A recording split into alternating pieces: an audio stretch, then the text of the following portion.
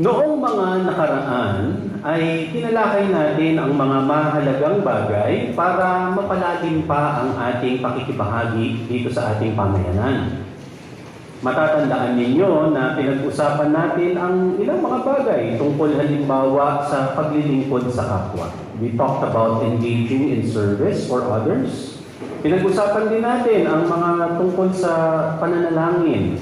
We have discussed a topic about praying unceasingly or praying for each other and especially doing personal prayer. We also talked about singing in worship. Marami-rami tayong mga tinalakay noong mga nakaraang linggo. And I want to point out that these are important practices that enrich our life together as a church. But they are not the final goal. Mahalaga yung mga disciplines na yan, yung mga practices na yan, spiritually, pero hindi yan nagtatapos ang lahat. Hindi nagtatapos sa mga nabanggit ko ang ating pagsunod sa Panginoong Hesus. The purpose of our church community is to help each other, it's to help people grow holistically, so that we can follow Jesus faithfully in our everyday lives. Church gatherings are not meant to create a separate world. It is not meant to create a separate world where we can escape our ordinary life. Ang ating mga gawain sa ministry at sa church, ang lahat ng yan ay nakalaan upang maging mabuti tayong kabahagi sa mundong ating ginagalawan. Hindi yan niloloob na mapahiwalay tayo sa pang-araw-araw na buhay. Sa halip, ang naisin natin ay maging makahulugan ang ating pakikiisa, ang ating pakikisalamuha sa mundong ating ginagalawan.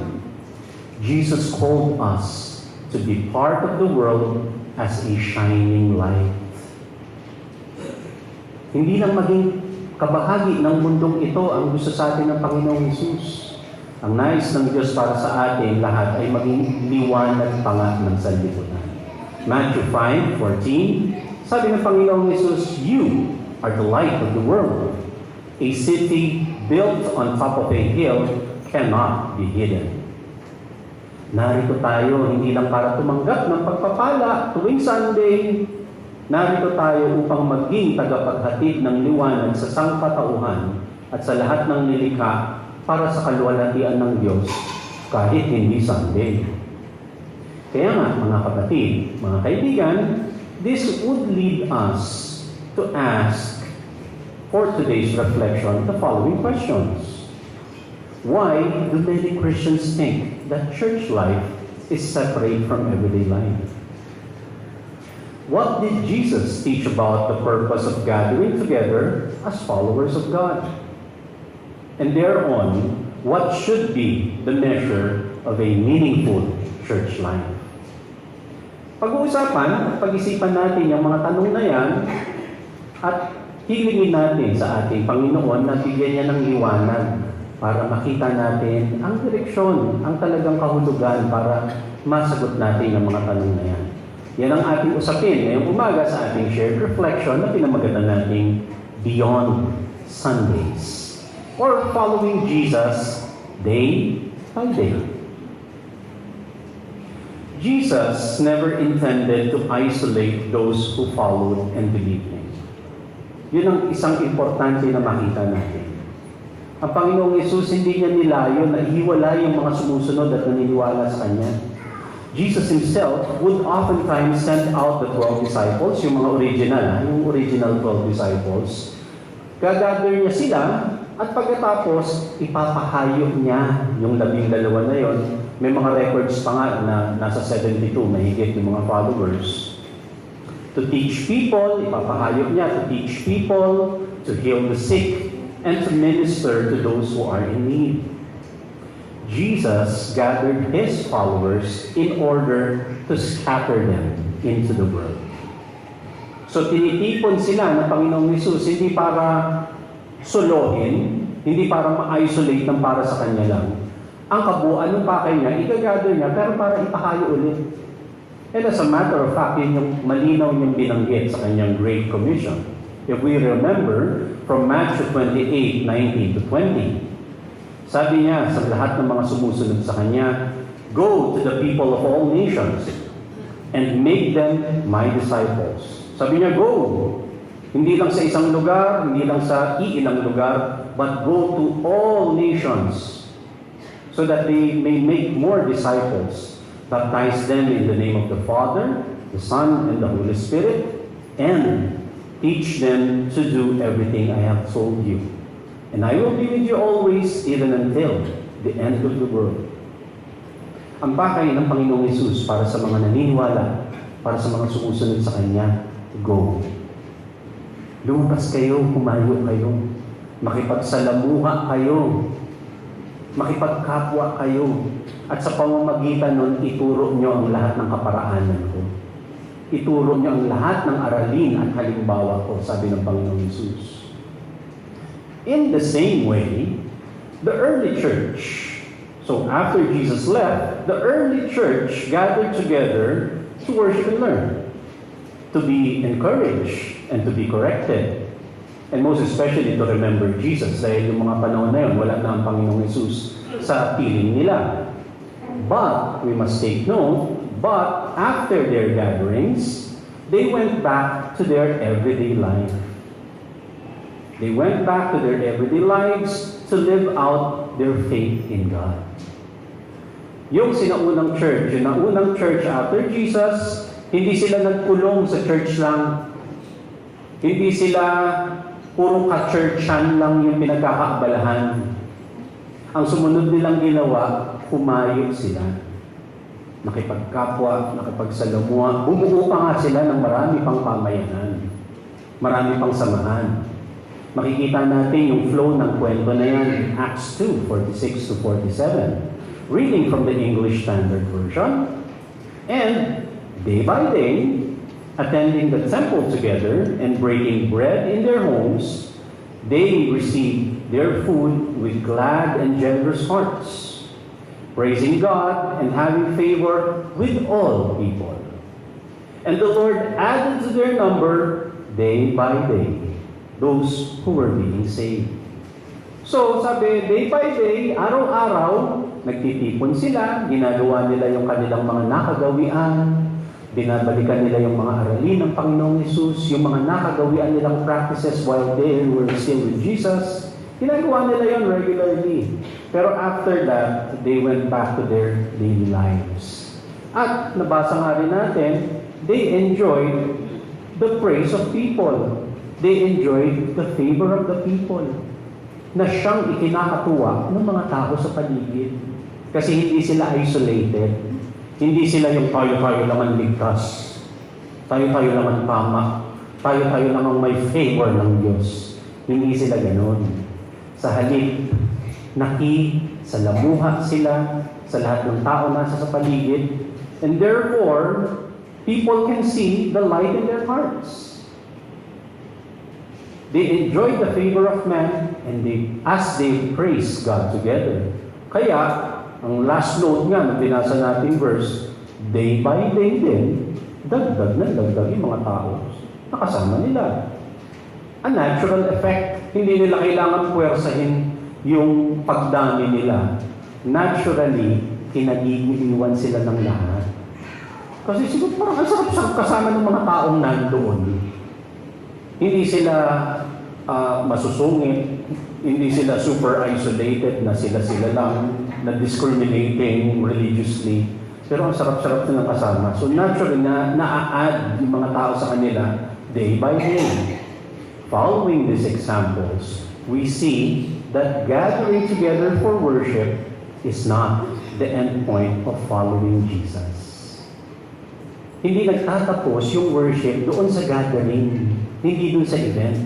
Nagpapatuloy yung pag-worship sa Panginoon as they go back to their day-to-day lives. Sundays are our time together as God's people, to celebrate God's goodness, God's faithfulness for the past week. But it is also a time for us to prepare our hearts for the next week ahead. Nagtitipon tayo, oo, para pasalamatan ng Diyos sa mga nakaraang araw, sa mga dumating na nakaraang linggo, pero hindi ito nagtatapos. Yung gathering natin, inihahanda rin natin yung ating mga puso para bumalik ulit sa ating pang-araw-araw na buhay. Kaya mahalaga na tuwing linggo o kaya pag may pagkakataon, maging malalim yung ating spiritual experience tuwing tayo ay nagtitipon. Marami kasi nangyayari dyan. At higit sa lahat, kailangan malalim yung spiritual experience natin para magkaroon tayo ng paghahanda na magbigay ng liwanag.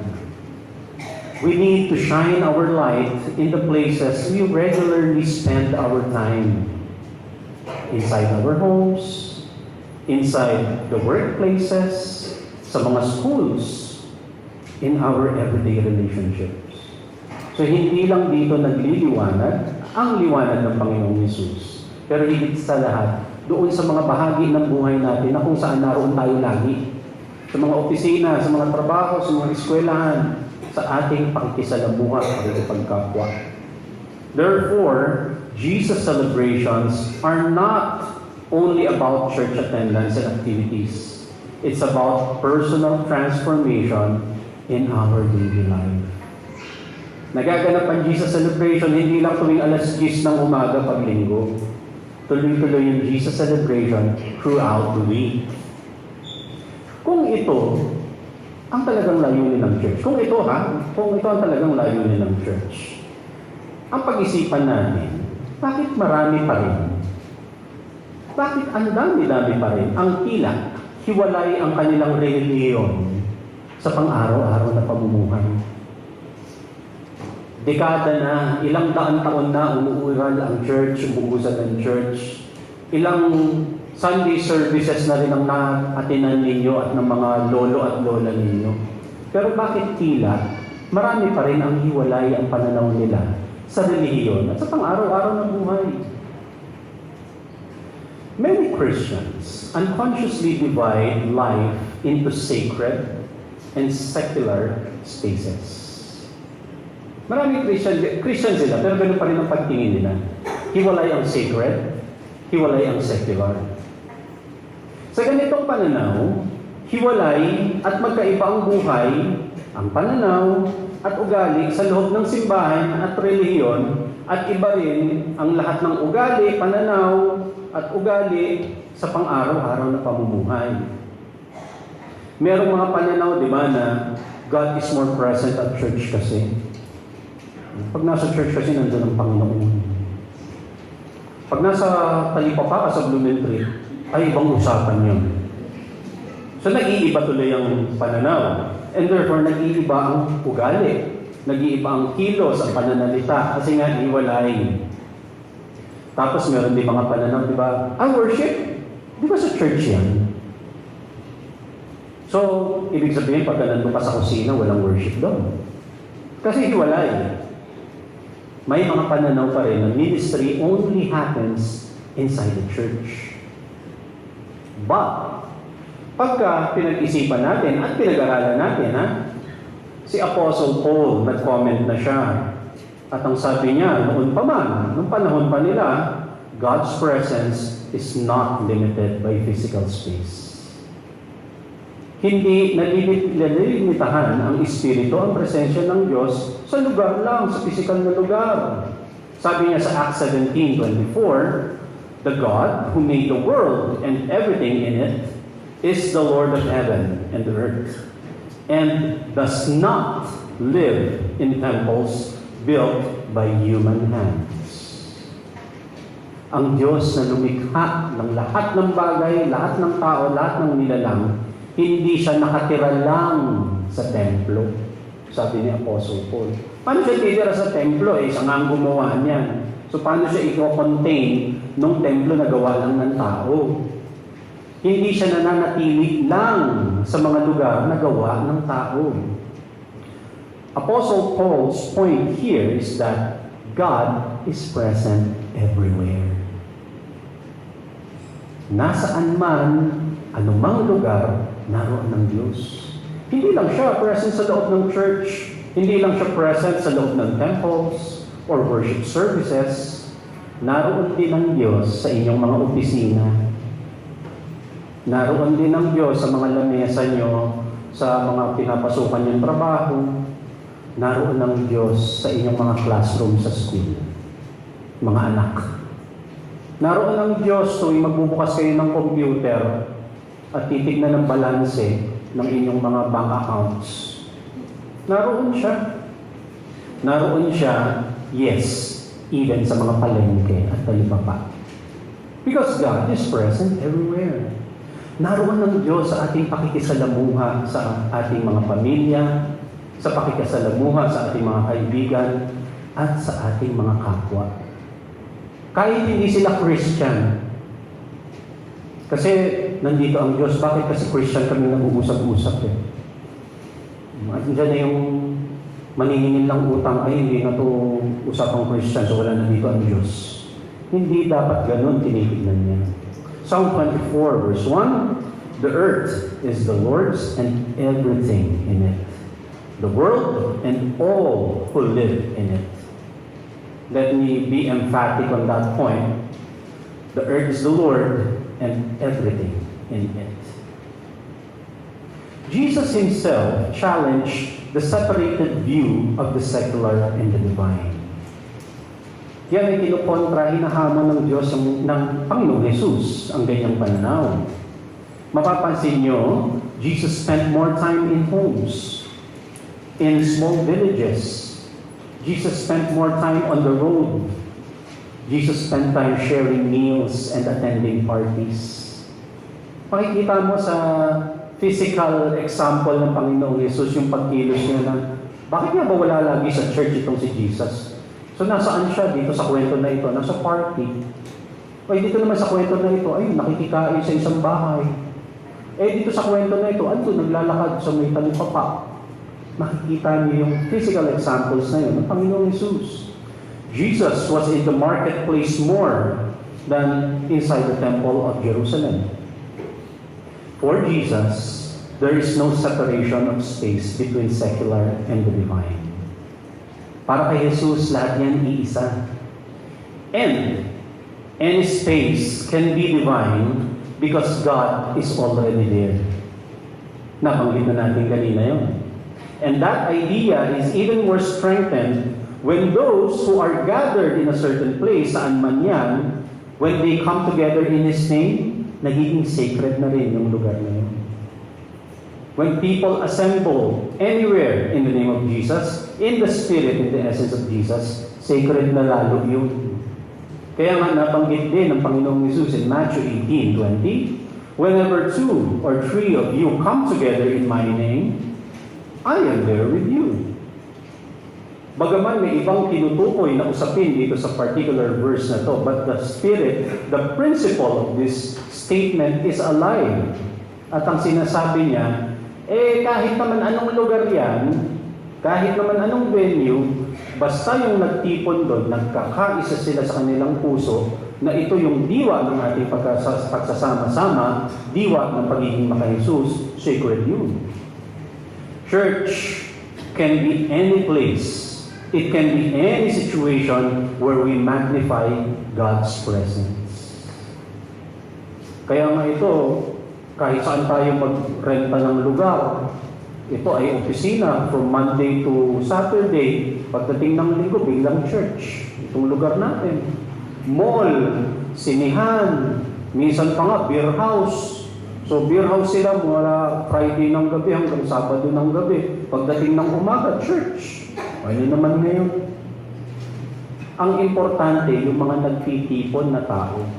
Because the church is not the physical space.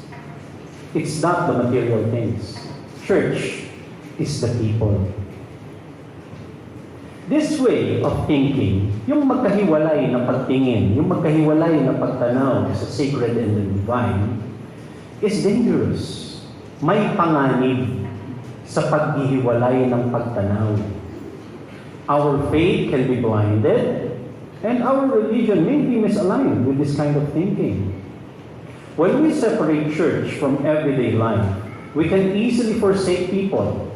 We can easily forsake responsibilities and even relationship for the sake of religion. Kasi nga pinaghihiwalayin. We can also be misled to think that being active in church is enough reason for us to be unkind or to be unloving in other places other than the church. Kasi pinaghiwalay mo eh. So ang bait-bait mo pagka nasa church ka. Pero paglipat mo ng lugar, isa ka ng halimaw. Kasi nga pinaghihiwalay ang pagtingin. Yun ang panganib doon. People can be good church members while being awful followers of Jesus if or when we separate church from everyday life. Yan ang mga panganib niyan. Kaya may mga tao na ang active-active sa church tapos malupit sa asawa. Magaspang sa kanilang mga asawa. May mga pastor, may mga minister na ang active-active nga sa church tapos hindi mabuting ama, hindi mabuting ina.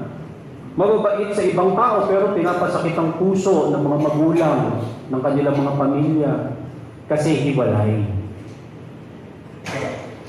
Yung mga tipong loyal sa doktrina, tapos ang lakas ng loob ng away ng kaibigan at saka mga pamilya for the sake of doctrine. Imagine that. Kasi nga, pinaghihiwalay. Mapanganib ang ganyang pananaw.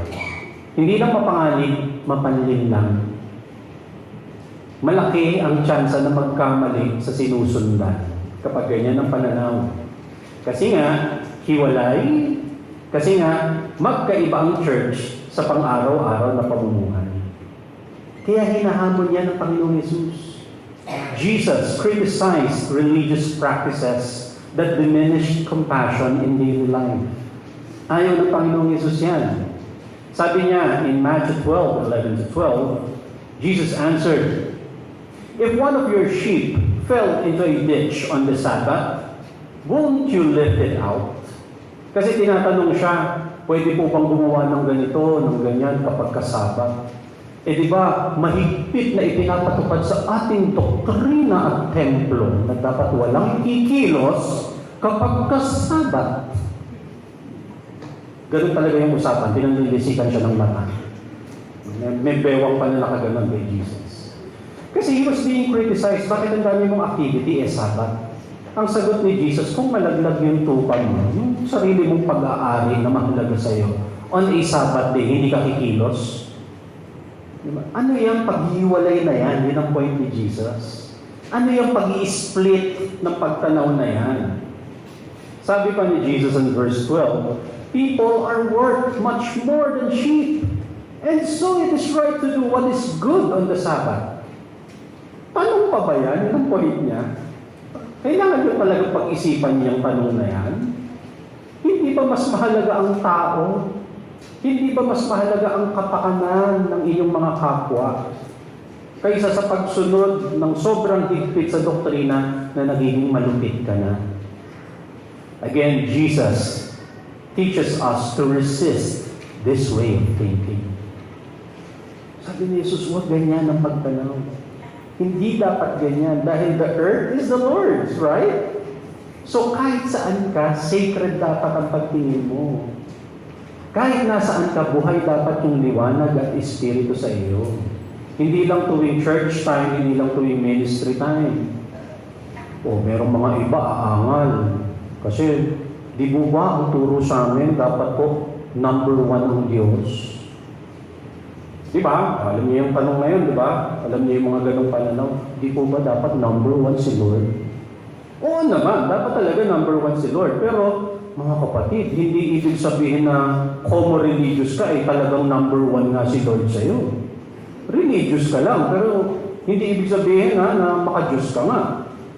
Kasi, kung talagang number 1 ang Diyos sa buhay natin, na ipapakita natin yon sa ating mga kapwa, na ipapakita natin yung liwanag ng pagiging maka-Jesus sa ating kapwa. Kung talaga number 1 si Lord sa ating buhay, anumang bahagi, anumang aspeto ng buhay natin, we can shine the light of Jesus. Kung talaga number 1 si Lord. Hindi gusto ng Diyos na iwalay natin yung pagsunod sa Kanya sa pagiging mabuti sa ating mga pamilya, sa pagiging magaling sa ating trabaho o sa pag-aaral, hindi dapat yung pinag-ihiwalay. Hindi gusto ng Diyos na ihiwalay natin yung pagsunod sa Kanya sa ating pagiging mapagmahal sa ating pamilya, mga kaibigan, at sa kapwa. Colossians 3:17. Whatever you do, whether in word or deed, do it all in the name of the Lord Jesus. Whatever you do it all in Jesus' name. Nasaan ka man, ano man ang ginagawa mo, let the light of Jesus shine. Again, kung talagang number one, ha?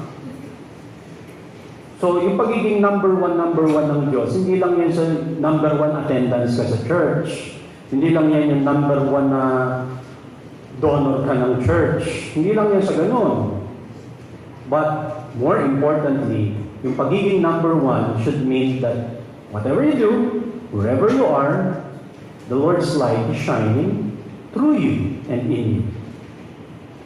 What then should be the real measure of a meaningful church life? Ngayong nabuksan natin itong mga puntong ito, magandang itanong natin, ano ngayon ang talagang ibig sabihin ng makahulugang pag-attend ng church? Let's answer this in the word of Jesus in line with our discussion. Matthew 5:13-14. Sabi ng Panginoong Jesus, "You are the salt of the earth. But what good is salt if it has lost its flavor? Can you make it salty again? It will be thrown out and trampled underfoot as worthless." Wala na rin siyang saysay. You are the light of the world, like a city on a hilltop that cannot be hidden. No one lights a lamp and then puts it under a basket. Instead, a lamp is placed on a stand where it gives light to everyone in the house. Napakadirekta, napakasimple ng illustration na binibigay ng Panginoong Jesus. Walang magagawa ang asin na nasa garapon. Walang magagawa ang asin, ang panlasa, ang dapat na panlasa na nakatago lang siya sa mga cabinet. It should be used. It should be exposed. Kagaya din ng walang silbi ang ilaw na nakatago. Pagka nag-brown out, magsisindi ka ng kandila, hindi mo naman siya ipapasok sa loob ng cabinet. Kasi fire hazard, ano sa lahat. Ilalagay mo yon doon sa pinaka-wide area ng inyong tahanan para magsilbi siyang liwanag sa bawat sulok ng bahay. Tayo man, mga kapatid, mga kaibigan, hindi natin magagampanan ang layunin ng Panginoong Hesus kung kakalimutan natin ang pagiging Kristiyano tuwing Lunes hanggang Sabado. Hindi natin magagampanan ang pagiging Kristiyano kung maaalala lang natin na ay Kristyan pala ako. Bakit? Sunday eh. The church exists not to withdraw people from the world, but to lead the people to engage, illuminate, and serve it. Yun ang purpose ng church. Kaya tayo church. Kaya nagtsatsaga tayo, nag-e-effort tayo na mag-gather. Hindi lang parang na-encourage tayo. Yes, we receive blessings here. But more importantly, pagka nakatanggap na kayo ng pagpapala, pagka nakatanggap na kayo ng sigla, lakas ng loob, hala sige, labas na ulit sa pang-araw-araw na pamumuhay. Harapin niyo na ulit ang kanya-kanyang buhay ng may liwanag at lakas ng loob nang sa gayon, doon niyo ipakita ang pagiging maka-Jesus. A meaningful church life should be measured not with attendance, not with monetary collections, not with fancy facilities. Ang talagang measure ng church, ang bawat isa ba ay nagiging mabuting anak? Ang bawat isa ba ay nagiging mabuting ama o ina ng tahanan? Doon sa tahanan, hindi lang dito sa loob ng church. Ang talagang measure ng church ay hindi lang yung mga yan, kundi nagiging magaling ba na manggagawa sa opisina? Nagiging dependable at responsible employee ba? Good example sa lahat. Nagiging magaling ba na mag-aaral? Kasi walang saysay na pakita mo, Christian ka, tapos number 37 ka sa klase nyo. Eh yung klase nyo hanggang 36 lang. Yung number 37 ka, talagang lagpas na. So ano ngayon, ang saysay ng Christian ka, tapos yung performance mo, hindi mo makita sa pang-araw-araw na buhay. Hindi sa mga bagay na nakikita niyo sa screen ang talagang sukatan. Hindi sa attendance, hindi sa koleksyon ng mga pasilidad. Nagiging mapagmahal ba kayo na kaibigan? Nagiging maunawain ba kayo sa inyong mga kapwa? Nagiging mabuting mamamayan ba kayo? Yun ang sukatan ng talagang church or ng isang mabuti at malalim na pakikisalamuha sa church. Church should be measured by transformed hearts as seen in everyday life. Or as I would like to say it, transformed hearts day by day. Ano pa ang pwede nating paunin sa napakalawak na usapin na ito? Ano pa ang ibang mga takeaways natin? Mga kapatid, ang isang pwede nating gawin in realization of these points, don't limit your encounter with God inside the church. Importante, mahalaga na excited tayo kasi Sunday na magkikita-kita tayo ulit. I like that. Kung ako ang tatanungin, ang sarap dito sa church. Ako personally, gusto ko nandito, magkakasama tayo, nag-aawitan tayo, we pray for one another, nag-sharing tayo ng reflection. Pero malinaw din sa akin, mga kaibigan, na hindi lang ito ang lahat-lahat. Pagkatapos natin ma-encourage, maghinhawaan dito, kailangan ko bilang tao na bumalik ulit sa aking pang-araw-araw na gawain. At pinapaalalahanan ko kayo at maging ang aking sarili na huwag niyong limitahan ang inyong pakikisalamuha sa Diyos dito lang tuwing Sundays. Kasi pwede niyong makasalamuha ang Diyos nasaan man kayo. Maaaring maranasan ang presensya ng Diyos kahit nasaan tayo o kung ano man ang ginagawa natin. Psalm 139, verse 7 to 10. The psalmist realized this. Sabi niya, where can I go from your spirit? Where can I flee from your presence? If I go up to the heavens, you are there. If I make my bed in the depths, you are there. If I rise on the wings of the dawn, if I settle on the far side of the sea, even there, your hand will guide me. Your right hand will hold me fast. Ang ibig niya sabihin kasi, di ba, bakit ganun? Kahit saan ako nagpupunta, nasisense ko yung presence mo. Sabi ng psalmist. Kunwari kung magkaroon man ako ng pakpak at lumipad sa pagkalayo-layong dako ng daigdig, nandun ka pa rin kahit saan ako magpunta. Kasi nga ang totoo, the earth is the Lord's and everything in it.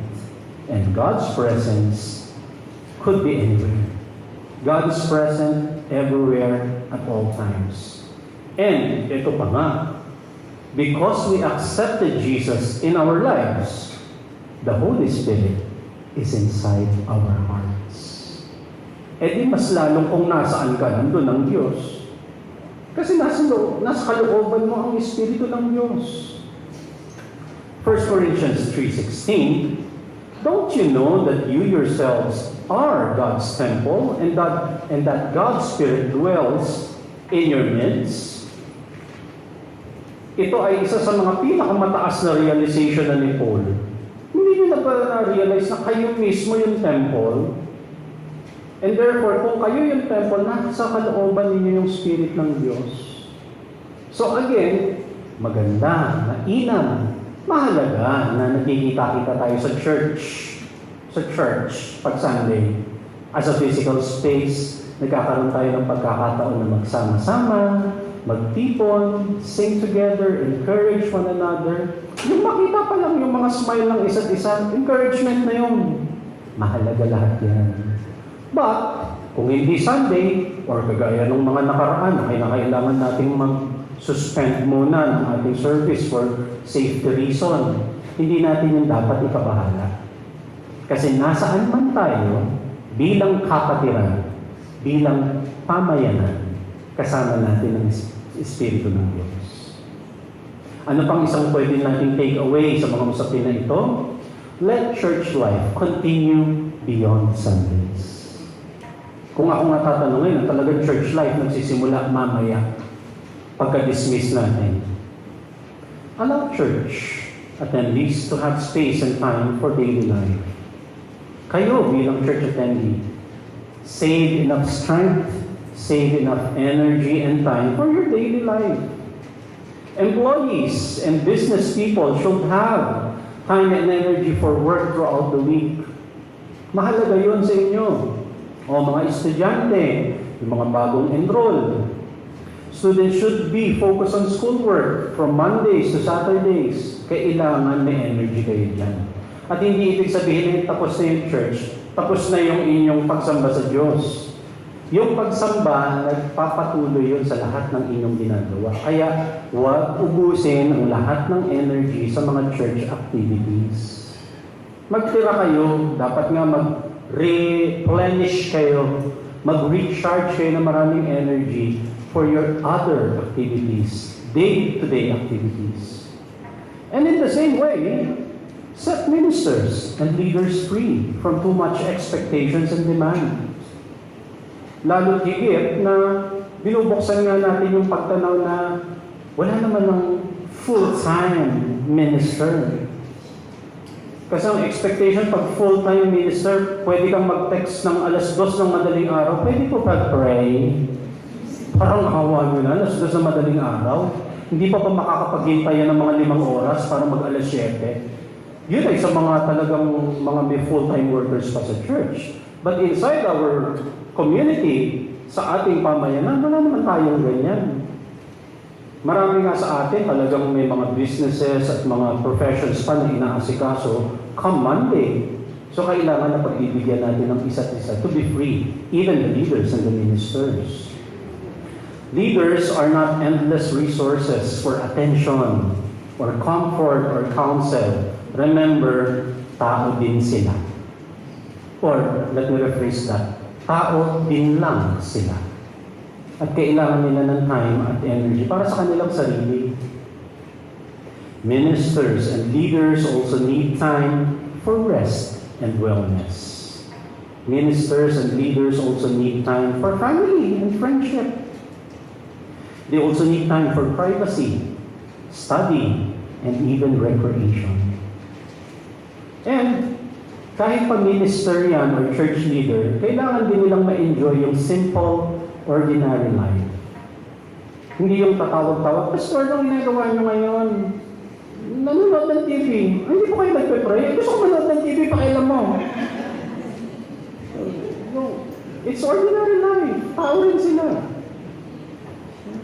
Wala naman po pala kayong ginagawa. Baka pwede po kayo sumaglit dito kasi may sakit yung pamangkin ko, etc. etc. Tao rin sila. Kailangan nila ng time and energy. Minsan kasi may time ka pero wala ka ng energy. So hindi ka na rin makapag-enjoy. O kaya meron kang energy, gustong-gusto mong gawin yung isang bagay pero wala kang time. Kaya magkakambal lagi yung time and energy na dapat pinagbibigyan natin sa isa't isa, including ministers and leaders. Marami pa, hindi lang yung nalista na yan ng mga kailangan din ng mga tao sa buhay nila. John 8:12, Jesus spoke to the people once more and said, I am the light of the world. If you follow me, you won't have to work in darkness, because you will have the light that leads to life. Napakarami ang naliliman, nalalabuan sa paglakad nila sa araw-araw na pamumuhay. Pero ang pangako ng Panginoong Yesus, yung paraan ko, yung aralin ko, yun ang magbibigay ng totoong liwanag na magbibigay sa inyo ng buhay. So yun ang endpoint niya, magkaroon ng buhay ang bawat isa. Jesus is the light of the world, and His light can shine past the church worlds and even beyond Sundays.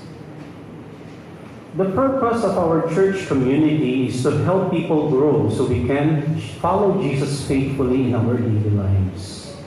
Church should connect to our daily life in light of Jesus' Sabi nga ng Pastor Ed, ang mga katuruan na tila o tahimik, mga katuruan na tahimik na nagpapahina ng ating mga koneksyon sa pang-araw-araw na pamumuhay, alang-alang sa church life, dapat yan ay inoobserbahan ng masinsin.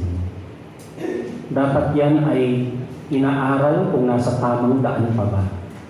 Dahil ang totoo, kailangan natin maging konektado, maging maliwanag ang ating buhay, nagniningning sa mga pang-araw-araw na bagay. Ang ating mga gawain sa ministry, mga gawain natin dito sa church, nakalaan lahat yan para magkaroon tayo ng liwanag sa mundong ating ginagalawan. Matthew 5:16 minsan pa. In the same way, my friends, my brothers, my sisters, let your light shine before others. Before others, hindi lang tayo nandito, but to all people na makasalamuha nyo, saan mang lugar, let your light shine, that they may see your good deeds and glorify your Father in heaven. Mas mapapapurihan ng Diyos kung kayo ay magniningning sa inyong araw-araw na pamumuhay. My good friends, brothers and sisters, I pray, with all my heart and with all sincerity, receive God's wisdom, receive the guidance of the Holy Spirit, and shine brightly in Jesus' name.